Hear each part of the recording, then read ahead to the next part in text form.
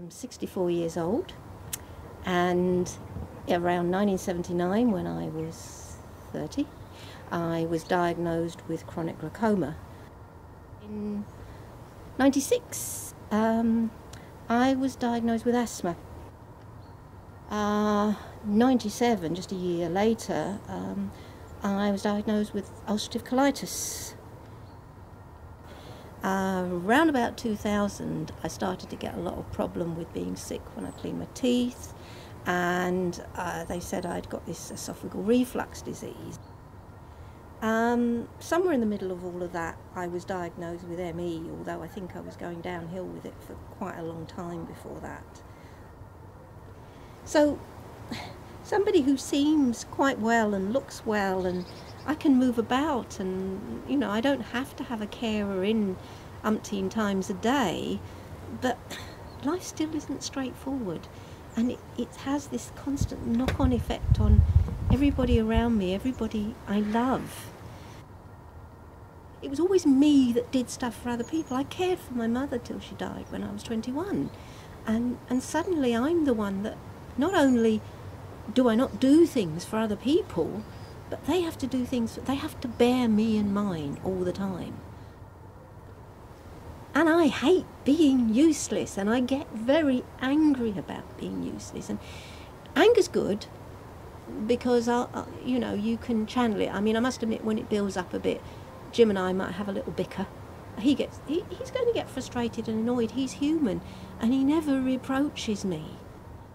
Jim sometimes starts to say to me, like he did when we were away for a couple of days recently, "You're tired." And that's because I'd been making the effort to get up early enough for us to do things, because it was only a couple of days, and I thought, for a couple of days I can do this, it doesn't matter what I feel like. But after a while, I'll start misjudging things, and I'll start walking into doorposts, and you know, the concentration's not so good, so I'll start tripping over things, and if that doesn't happen, then the bowel starts to play up, or, you know, the small Johnson arthritis cuts in. Something usually happens if I let myself get tired. When I had acute labyrinthitis a little while ago, a couple of months, and Jim had to use NHS 24 for the first time, brilliant. They came out so fast, and the doctor was so good.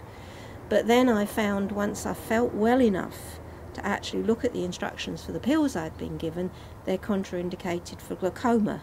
Now, I don't think it's for the type of glaucoma that I've got, so I don't think it's a worry, but it's still that worry, even though I listed the stuff off to the doctor in between throwing up.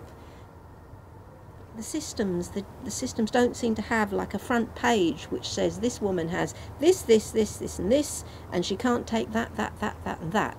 That kind of disappears all off because loads of more information comes in on top in the file, all the letters from the hospital and all that kind of thing. So, yeah, I do dread when my GP retires.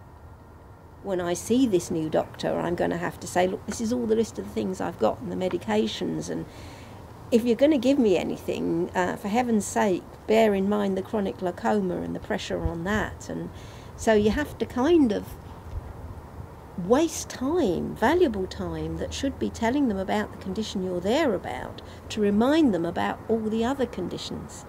And that is a worry. I have thought, yeah, everyone may be better off if I'm not around. But hey, I'd never think about doing anything about that. You know, apart from the hurt and pain it would cause everybody. I've been put here. There must have been a reason.